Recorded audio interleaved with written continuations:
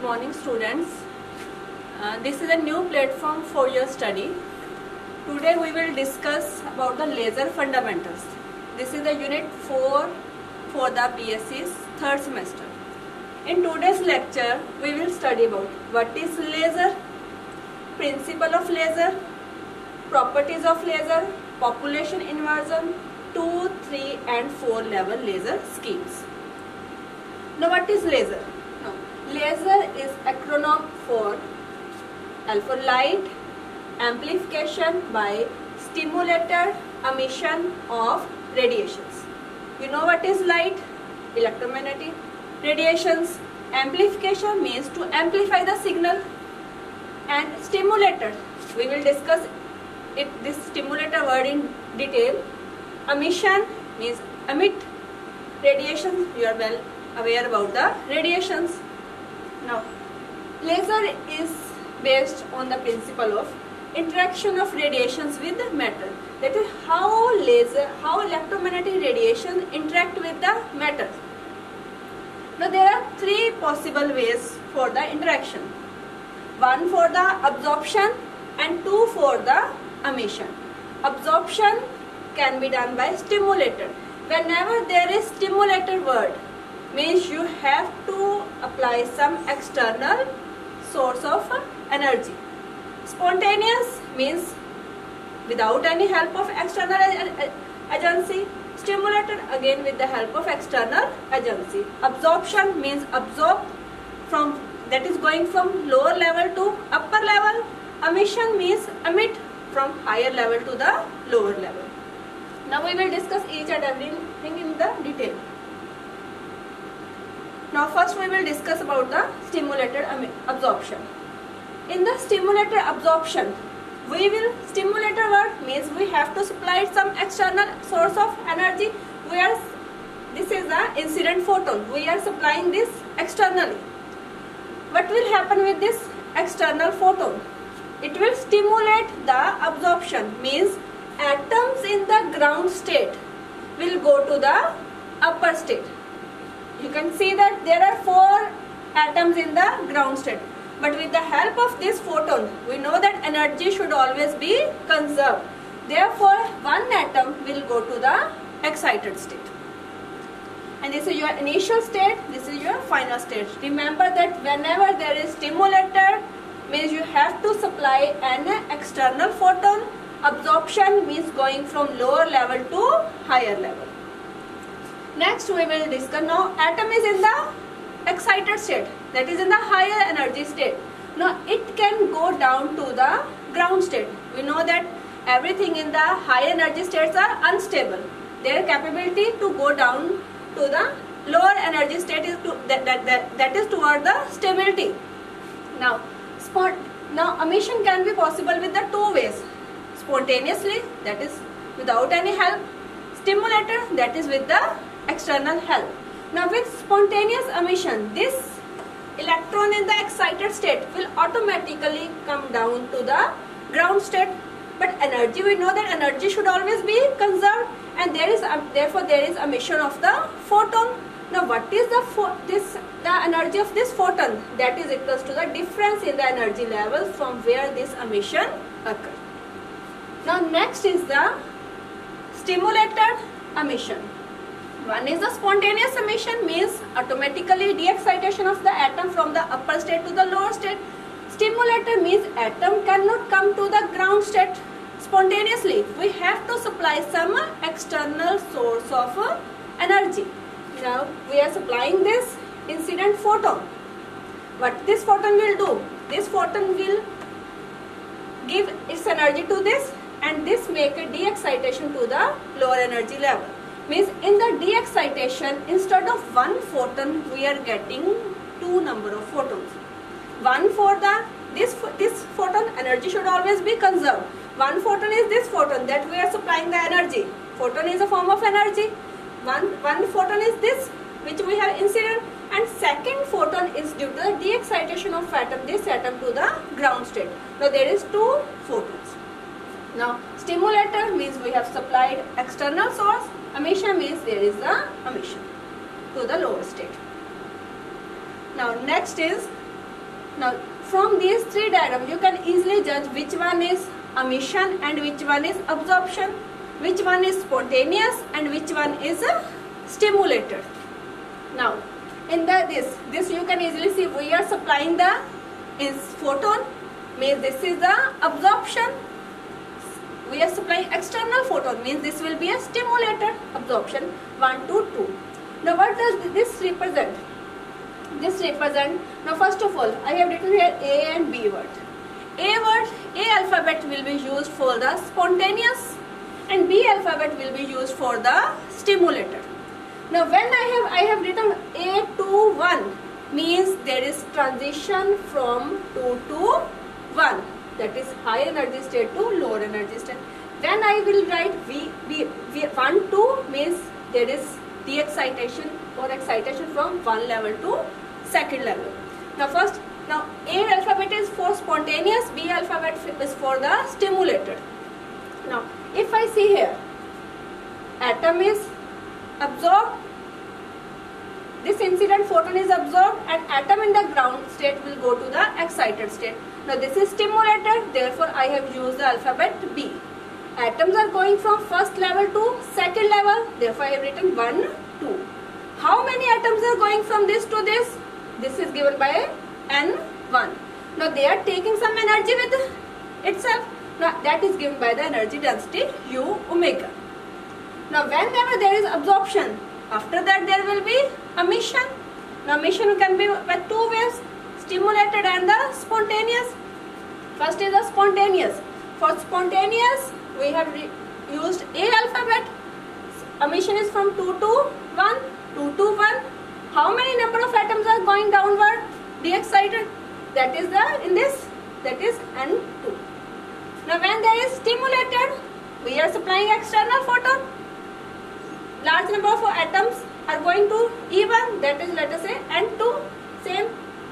Now this is stimulated, means they will carry some energy density with respect to with itself. Now these are the, I have written the meaning of each and every word.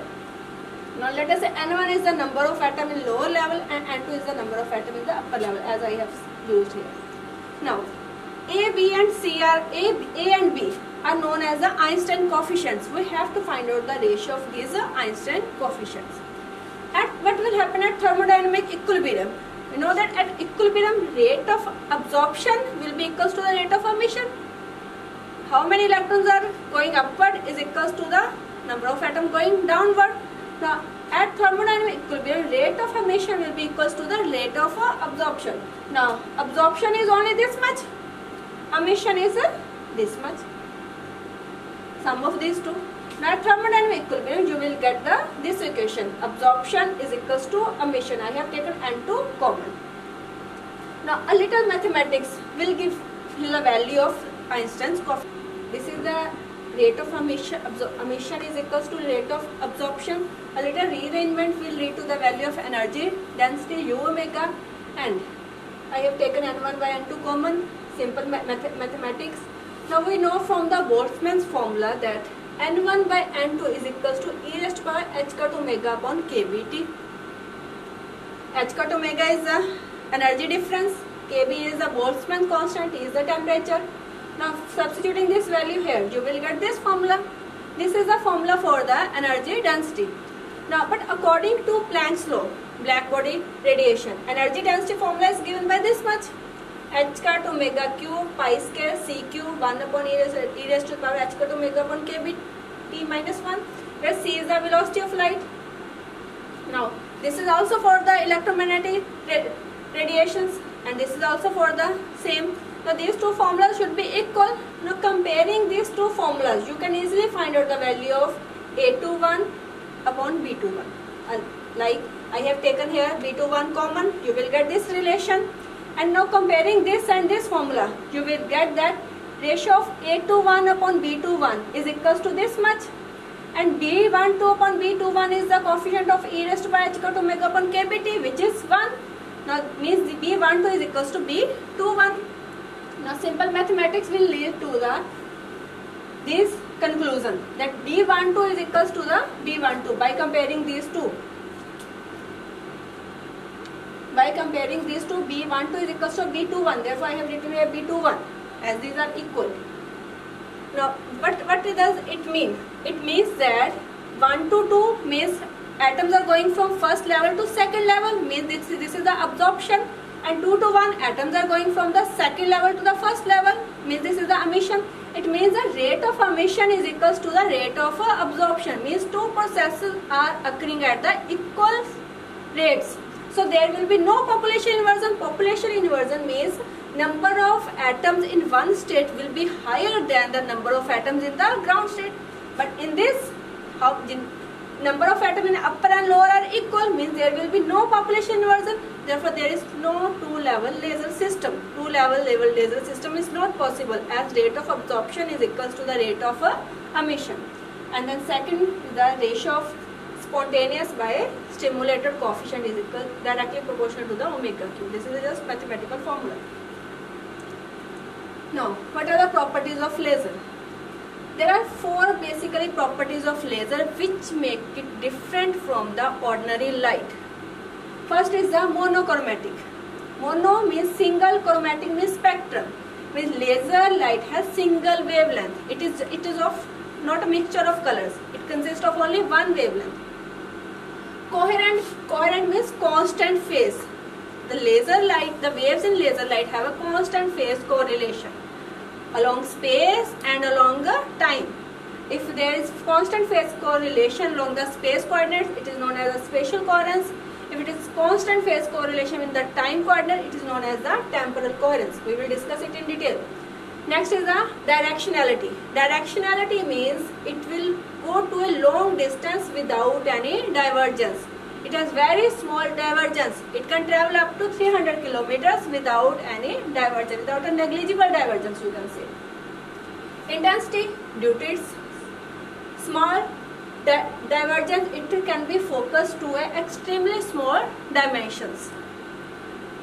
Now we will discuss each every property. First property was the highly monochromatic, means single wavelength.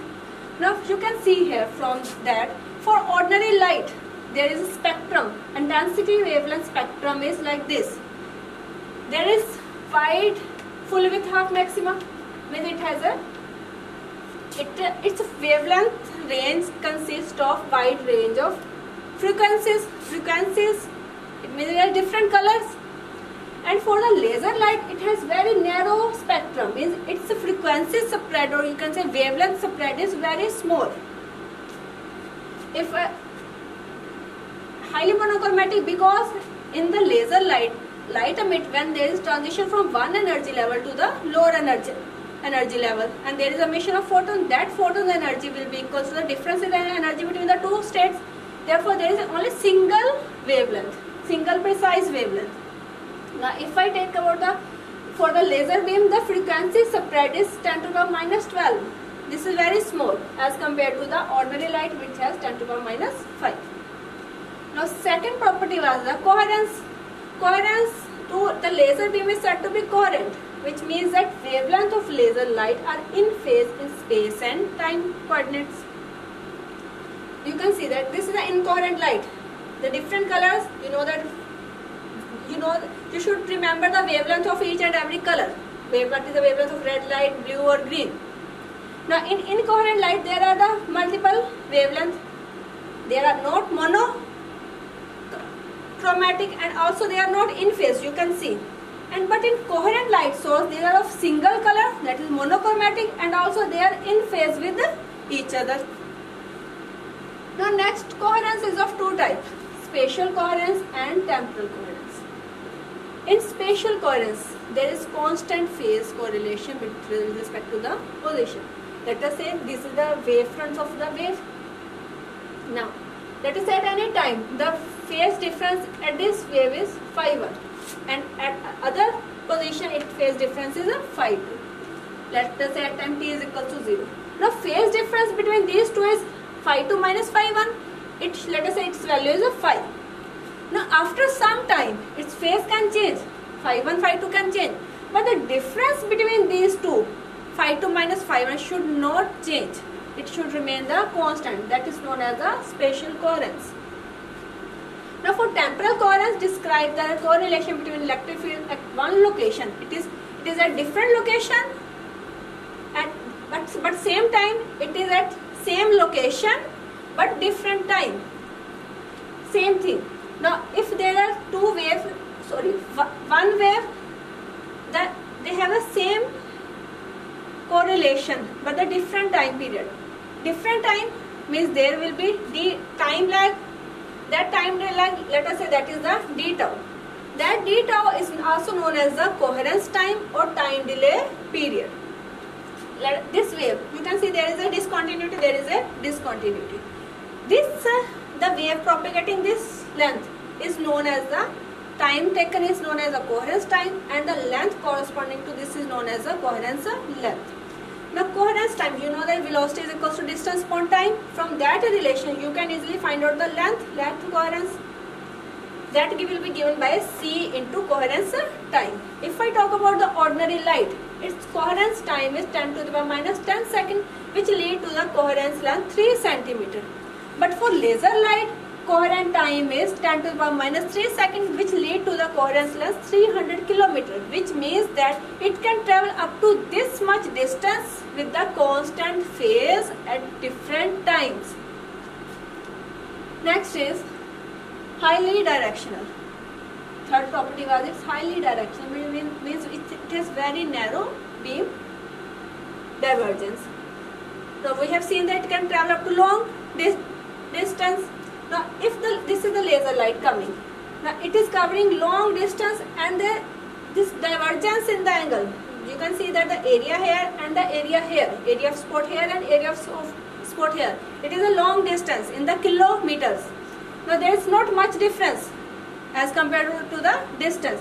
Thus this you can find out the angle of divergence. That formula is given by lambda upon pi w. There is w. This w is the beam spot size. From the formula you can find out that angle of divergence is 90 radians, which is very small as compared to the other lights. If you see bulb, it spread light in the all wavelength. It is not directional. Now why it is directional? Because in this laser light, the laser light is coming from inside. Inside here is the cavity. In the cavity, this light is reflected back and front in between the mirrors, not perpendicular. And the output from the laser is highly directional. Due to highly directional, its intensity is also very high. Now what is the requirement for the laser action? For the laser action to take place, first thing there should be population inversion. Because as we have seen in the stimulated emission, we have studied three processes. One is spontaneous absorption, one is stimulated emission, one is the spontaneous emission. You have seen in spontaneous emission there is only one photon emitted, and in stimulated emission there is a two number of photons are emitted. Now intensity will be high if the number of photons will be high. Now stimulated emission will take place only if there are number of photons in the upper state. Only then it will emit if there are photons in the upper state. Now that high number of states, number of atoms in the excited state is known as the population inversion. The process of achieving a large number of atoms in excited state than the ground state is known as the population inversion. And how this population inversion will be obtained? This is obtained by the pumping. Now we have seen that this is the Boltzmann equation. If there is N2, there will be negative. If there is a 1, there will be positive. Now we know that as we go upward, as we go up, the energy increases. As energy increases, E2 is greater than E1. From this formula, you can easily judge that N2 will be less than N1. Simple mathematics. As the energy is going upward, number of atoms. This blue color represents the number of atoms. This number of atoms are decreasing. And this decay is the exponential. This is exponential decay. Now you can see there is no population inversion. What is population inversion? Number of atoms in upper states will be higher than the ground state. In these upper levels, number of atoms should be larger than this. Now when we do the pumping, what will happen? With the pumping, the large number of atoms in this state will move to the upward state. Now you can see here that in the E0, number of atoms decreases and E2 increases. Now this is the population inversion. In which states? Population inversion between the second and the first state. Now from here you can easily judge that this is the normal distribution. Number of atoms, as you go upward, energy increases, number of atoms decreases. But when there is population inversion, number of atoms in this state increases. Now, how this can be possible? This is possible only if rate of de-excitation of atom from this level to this is more than this level to this. Now why? If the rate of de-excitation from E3 to E2 will be equals to E2 to E1, then there will be no population in inversion, because the number of atoms will become equal. Because as you have seen that the rate of absorption will be equals to rate of emission. There is no large number of atoms as compared to this. Now, for the population inversion, the main condition is the rate of de-excitation of atoms from E3 to E2 is much higher than E2 to E1. Only then there is population inversion. Now, two-level laser scheme. Two-level laser scheme is there is two levels. Now we will pump the atom from lower ground state to the excited state. Now what will happen? Stimulated emission. There will be de-excitation. Their photon will be emitted. Now we have seen earlier that B12 is equals to B21, means rate of absorption is equals to the rate of emission. And for the laser action to take place, there should be population inversion, means the two absorption and emission should not be equal. It means that excited state population, absorption is equals to emission. What does it mean? That excited state population is equals to the ground state population. It means population inversion is not here. Because population inversion, what does it mean? It means that number of atoms in the excited state are more than the number of atoms in the ground state, but these two are equal, means population inversion is not here. Now if there is not population inversion, then stimulated emission is not possible. If there is no stimulated emission, then laser action is not feasible. Now remember that for the laser action to take place, there is stimulated emission. For stimulated emission, we should have the population inversion. Now therefore two-level laser scheme is not possible.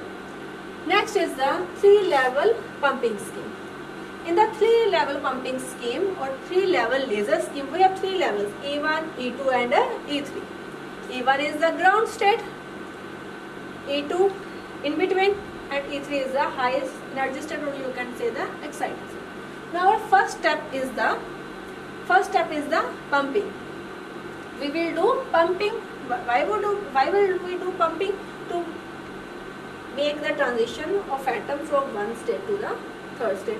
Atom will jump from E1 to E3. Now after that, atoms are in this energy state. This energy state is the excited state, and the lifetime of this energy state is 10 to the power minus 9 to 10 to the power minus 8 seconds. Means atom will stay here for a very low time period, excited state.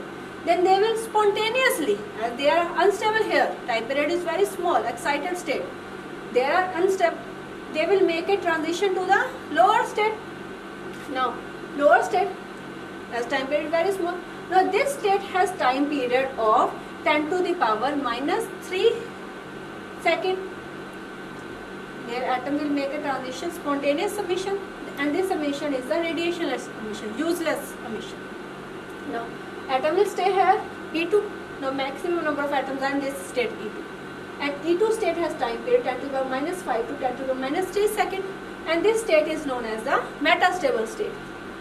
Now, what is metastable state? Metastable state is the state which has time period this much and atoms stay here for a longer time as compared to other states. The atom will stay here for a longer time. They have a long lifetime here. Means many number of atoms will be gathered there. Means there will be many number, density of atoms will be increased here. What does it mean? It means that population inversion is obtained in this level. And when population inversion is obtained in this level, then after that, next process is the stimulated emission. Whenever there is population inversion, there is the stimulated emission. When there is stimulated emission, you will get the laser output. You will get laser output in terms of the photons. Now remember these things, that for the laser action to take place, you need the population inversion, and population inversion will give rise to the stimulated emission, which give rise to the laser output. This is your laser output. Now there are few drawbacks of laser 3-level pumping scheme. First process was we are going from first level to third level there with the help of pumping. Then from 3 it is excited state, the atom will go down to the E2 level, which is a metastable state. Atom will come downward and population inversion is obtained here, and from population inversion laser action will take place. Now there are few drawbacks of 3-level pumping scheme. But the first drawback is high pumping is required to raise the atom from first level to the third level. And now when there is pumping, excited state, atom will gather there. Now when large number of atoms gather there, then there is huge rush of atoms. Then many atoms will lead to the spontaneous radiationless transitions that are of no use in the laser action. This spontaneous radiationless transition will give rise to collision with the lattice phonons, which affect its efficiency. This spontaneous radiationless emissions, there is the efficiency of laser decreases, and we know best laser is that whose efficiency is high. The efficiency is given by the output upon input. Output is getting from this to this level, that is E2 to E1, E2 minus E1, and input we are supplying energy from 1 to 3 level. Here is 1. This is not 2, 1, this is 1. Next is 3-level laser scheme has many drawbacks, and then we come to the 4-level pumping scheme. In 4-level pumping scheme we have 4 levels: E1, E2, E3 and E4. Now always first step of laser action scheme is pumping. First step is pumping. We will do pumping. Pumping will raise the atoms from first level to the 4th level. Now after that, this is the excited state whose lifetime is very small. Therefore atoms will rapidly decay to the lower level. Lifetime is very small. Atom will rapidly decay to the lower level by the spontaneous radiationless emission, rapid decay, that is of no action. Now this state, transition of atoms from E3 to E4 to E3 is much faster than E3 to E2. Why? Because this is a metastable state. Metastable state whose lifetime is this much. Now this is a metastable state, means large number of atoms will be accumulated here. As large number of atoms will accumulate here, means there is a population inversion. Now we know that after population inversion there will be stimulated emission. Stimulated emission in between level E3 and E2. Now this, from here you will get your laser output. And from E2 is again not a metastable state, means lifetime it is very small. From there atom will rapidly de-excite to the ground state. And from ground state they will again come to the pump. We will do pumping, then they will go to the absorption band, then radiationless transition, then laser output, then the de-excite. In this way, 4-level laser scheme we are getting the laser output, and this is the best as compared to the 3-level laser scheme. It's better than the 3-level laser scheme. Now if we compare the 3-level lasers, three laser system we have studied, we have seen that in 2-level laser system absorption is equals to emission, therefore no lasing action is possible. It can't form laser. In 3-level we will do the pump, fast decay, which is spontaneous radiationless, and from this is a metastable state. You get the laser transition, you get the laser output. When you do the pumping, high pumping, only then you get the good laser output. Now in 4-level laser system, lasing is very easy because the metastable state is E3. We are getting the laser output from these 2 levels, and from this atom will fastly decay to the ground state, and then again they can be used for the pumping. This is the comparison between the 3-level laser system.